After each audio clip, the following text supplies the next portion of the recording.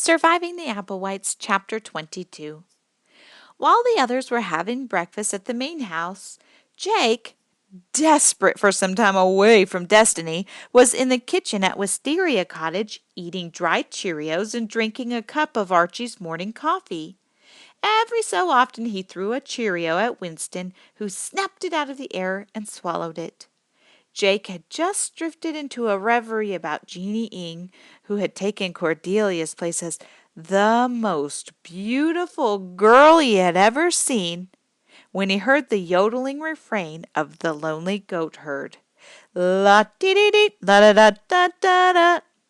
Destiny, he thought, somewhere nearby, and getting nearer. He was just considering the possibility of barricading himself into his room when Destiny's voice began to fade. He waited. Maybe he was safe after all. After a moment, though, the yodeling began to come closer again.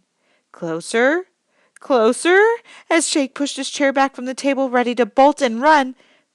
The voice began to recede again. This went on for some time, fading, coming closer, fading, coming closer. Jake resisted the urge to go see what the kid was doing. Once Destiny caught sight of him, his time alone would be gone for the day.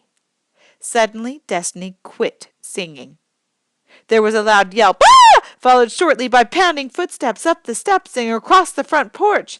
Destiny tore open the screen door and hurtled across the living room and into the kitchen.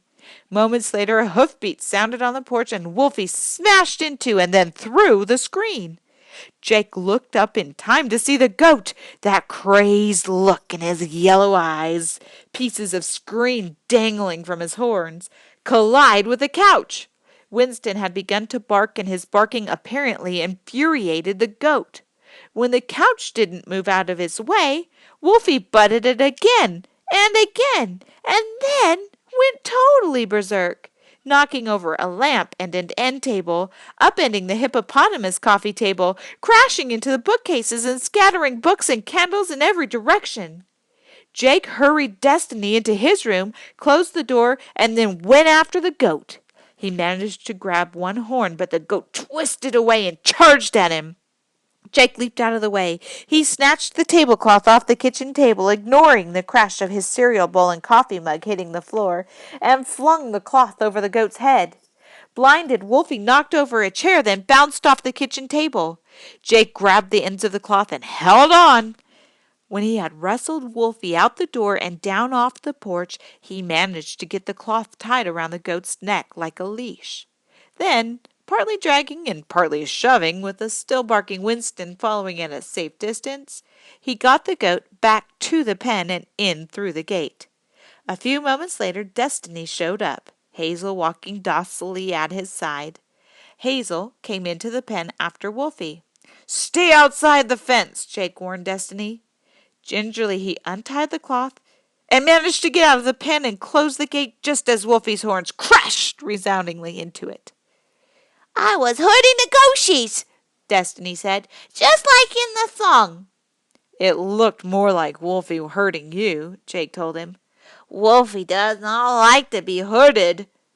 "Remember that. Don't try to hurt him ever again. Hazel's okay, but you stay away from Wolfie." At 4:30, Jake and Destiny were in the schoolroom watching a butterfly chrysalis that had begun moving slightly on the thread that held it to its twig when a car pulled up in front of the main house.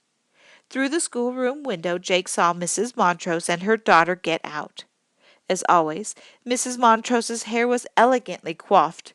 She was dressed in a yellow silk suit. Her daughter, a tall, thin girl of 7 or 8, with blonde hair braided into 2 pigtails, was wearing a white sailor dress, shiny white strap shoes, and socks with white ruffles. They went up the porch stairs and disappeared from view. A short time later, a shrill, piercing voice filled the house with an off-key version of the lonely goat herd. Destiny, his nose pressed to the aquarium, announced that he could sing better than that.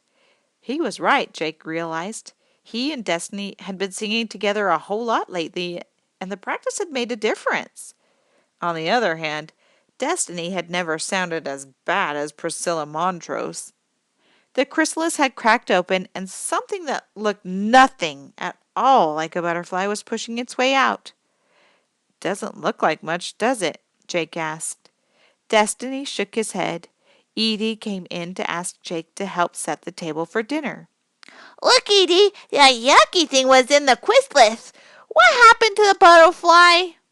That is the butterfly, Edie said. Those black crumply things on his back are its wings, Jake said. As soon as it pumps them up and they dry out, it'll be able to fly. You'll see. I'm not going to eat dinner then, Destiny said. I want to watch it get its wings. Jake felt a little that way himself. He'd actually never seen a butterfly come out of its chrysalis before. On the other hand, he didn't want to miss one of Govindaswami's dinners. Don't worry, Edie said. We'll be finished eating long before it's ready to fly. It takes ages and ages. You'd get bored waiting. Do you promise it's going to be a butterfly? I promise. Destiny turned to Jake. Do you promise? I promise.